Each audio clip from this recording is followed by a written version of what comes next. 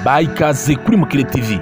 Uyu munsi reka turebere hamwe imishinga eshanu cyangwa se business eshanu wakora zigusabye igishoro gitoya kandi akaba ari business nziza kandi izunguka.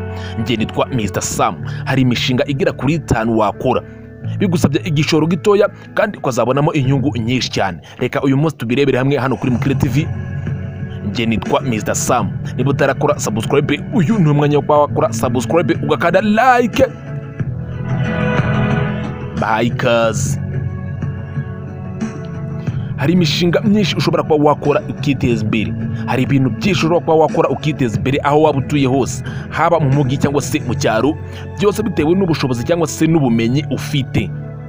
Ariko ku kibazo kijyanye n'igishoro nicyo dushaka gutera ishoka, turebe ibintu wakora bitagusabye igishoro cyinshi cyangwa se igishoro kiremereye, nk'ubuhinzi bw'ibihumyo, mushroom farming. N'ubuhinzi bwiza budasaba igishoro cyinshi cyane kandi bwungura ku rwego rudasanzwe mu gihe wabukoze neza kinyamwuga.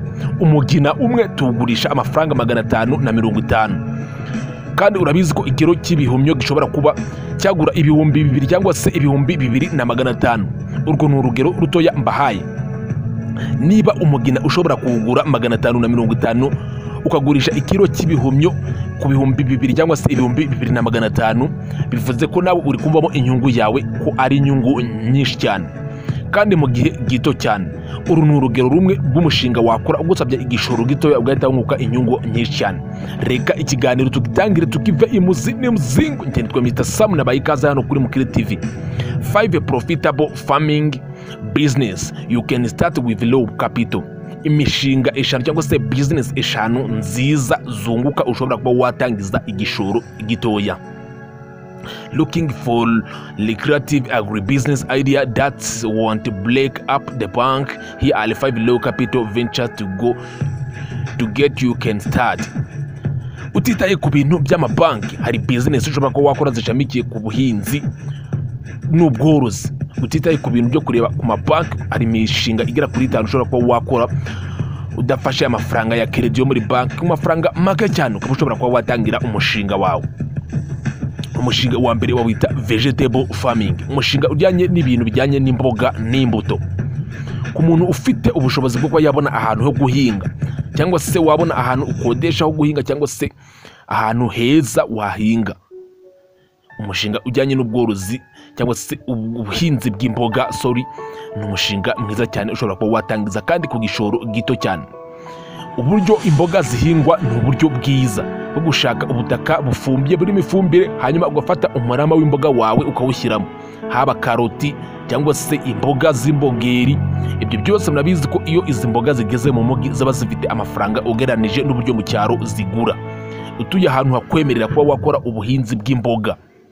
Mu buhinzi bwiza butagusaba ibishoro byinshi ngo by'abakozi bo guhinga mu gihe udafite ahantu hanini cyane, kandi ukashobora kuba wahabyaza umusaruro. Urugero, nkiba uri guhinga imboga rwatsi. Ikindi, niba utangiye umushinga w'ubuhinzi bw'imboga ukamenya ko ugomba kuzigurishiriza mu mugi. Imboga rwatsi iyo mu cyaro uzigurishije mu cyaro ntabwo ziba zifite amafaranga nk'uko zigura ahantu ho mugi. Iyi ni imwe muri business watangira kandi ukayikora neza bitagusabye igishoro cyinshi. Guhinga imboga rwatsi ukazigurisha ahantu h'umugi. Iyi ni business nziza cyane. Ku mwanya wa kabiri, poultry farming. Ubworozi bw'inkoko. Ubworozi bw'inkoko hano dusanzwe tubuganiraho hano kuri Mukire TV. Kubadukurikira mwese murabizi ko ari umushinga mwiza cyane. Ubworozi bw'inkoko rero ntabwo bugombera amafaranga menshi. Mu gihe ufite igishoro gitoya ushobora gutangirana inkoko nkeya, ukajya ugenda ugira experience uzamuka gake gake, ariko ku mafaranga make ashoboka wabona nko guhera ku nkoko 10, 15 cyangwa se 20, nabwo ushobora kuba wakora uyu mushinga ukagenda ugira experience bikagenda bikuzamura gake gake. Nawo ni umushinga utagoranye cyane watangira kandi ukaguteza imbere. Ku mwanya wa gatatu, beekeeping. Ubworozi bw'inzuki. Ese inzuki uziko nabwo ari umushinga mwiza kandi waguteza imbere? Inzuki ni ibintu byiza cyane kandi zigira amafaranga. Ubuki, ikiro cy'ubuki niba ubizi neza aho ngaho iwanyu kigura angahe? Ubitwandikire muri comment. Ubuki burahenze ku rwego rudasanzwe.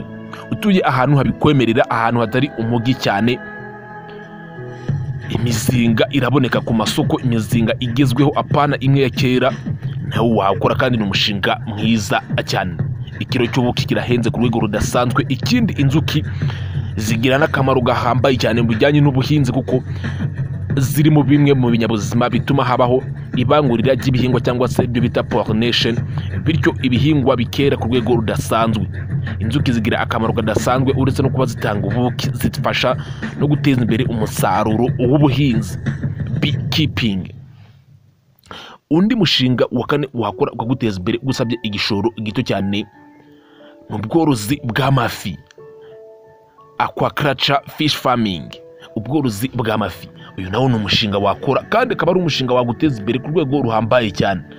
Amafi mu gihe ufite ahantu hakorohera kubaka ponds cyangwa se ikidendezi, ibiryo by'amafi biraboneka cyane, planktons nabyo biboneka ku masoko, nabyo washobora kuba wabigura kandi ku giciro cyiza, ubundi ukagurisha amafi ugasavinga abaturage. Hari amafi menshi yororwa mu Rwanda, harimo nk'ayo bita tilapia, ayo bita catfish. Ayo ni amwe mu mafi akunze kororwa hano mu Rwanda. Ku mwanya wa gatanu hari ubworozi bw'inkwavu, rabbit farming. Inkwavu ni ikintu cyiza cyane kidasaba igishoro cyinshi cyane kandi nacyo ni ikintu cyunguka ku rwego ruhambaye cyane. Ukeneye korora inkwavu, udukwavu ni utuntu twiza. Urukwavu mu mugi rugura amafaranga angahe? Ibyo byose ukwiriye kubimenya kuko mu mugi ruba ruhenze ugereranije n'uko rugura mu cyaro. Inkwavu zikenera ubwatsi bwihariye, aho zororerwa bisaba kuba hihariye. Ibyo byose ni ibintu ukwiriye kumenya neza mbere yuko uwutangira, ariko inkwavu nazo ni umushinga wakora utagusabye igishoro cyinshi cyane. Ku mwanya wa gatandatu ni ubuhinzi bw'ibihumyo, mushroom farming. Ibihumyo ni ikintu cyiza cyane nk'uko natangiye mbibabwira. Imigina twebwe tuyigurisha amafaranga 550, ariko kilo umugina umwe ukaba ushobora kuba wakwera hagati y'ikiro kimwe n'ibiro 2, kandi ikiro kimwe kikaba kigura amafaranga ari hagati y'ibihumbi 2 n'ibihumbi 2,500. Urumva ko ni inyungu nyinshi cyane. Niba uguze umugina amafaranga 550, nyuma y'amezi 3 ugahita ubonamo ibihumbi 2,500 cyangwa se ibihumbi 2. Niba warakoze nk'imigina 100, urumva inyungu waba ufitemo. Rero n'ubuhinzi bw'ibihumyo ni ikintu cyiza cyane. Byose ubikeneyeho amakuru, wasiga igitekerezo cyawe muri comment. Buri ngingo yose tuvuzeho hano tukajya tugenda tuyivugaho no mu bindi biganiro biri imbere. Yes, twasanze ko ku mwanya wa mbere ushobora gukora ubuhinzi bw'imboga, vegetable farming. Ni umushinga wakora utagusabye igishoro cyinshi cyane kandi ukaba wakungura ku rwego ruhambaye cyane. Imboga ukajya uzigurishiriza ahantu hari gutera imbere, dore ko mu cyaro akenshi usanga zidafite amafaranga nk'uko mu mugi zigurika. Nk'umuntu w'umushoramari rero uba ugomba kureba ahantu hari amasoko agurwaho ibintu byawe ugiye kuyazanaho, vegetable farming. Ku mwanya wa kabiri dusanga ko ari ubworozi bw'inkoko. Ntabwo tugenda tubuganiraho ahangaha, uko mugenda mudukurikira mugenda mubona ko tubibasobanuriraho umunsi ku wundi. Ku mwanya wa gatatu dusangaho ubworozi bw'inzuki, beekeeping. Ibi byose nabyo ni ibintu ushobora kuba wakora ku mizinga ya kizungu, ukayororera ahantu heza hatari umugi cyane, bikagufasha kuba wagira amafaranga menshi. Ikiro cy'ubuki urabizi ko gihenze, aho iwanyu watwandikira muri comment uburyo kigura. Ku mwanya wa kane dusangaho ubworozi bw'amafi, fish farming. Nabyo ni ubuntu ushobora kuba wakora aquaculture, korora ubwoko bw'amafi akunze kororwa hano mu Rwanda, nawe ukabasha kuba wakwiteza imbere. Mwanya wa gatanu dusangaho ubworozi bw'inkwavu. Mwanya wa gatandatu dusangaho ubuhinzi bw'ibihumyo. Ese muri ibi bintu uko ari bitandatu icyo wakunze cyane ni ikihe? Ukitwandikire muri comment. Inkoko dusanzwe tuzibigishaho umunsi ku wundi. Ikindi kintu wifuza ko twajya tubaganirizaho amakuru menshi cyane mukeneye kumenya ni iki? Ubuhinzi bw'ibihumyo. Twababwiye ko imigina tuyifite, dukorera i Kigali.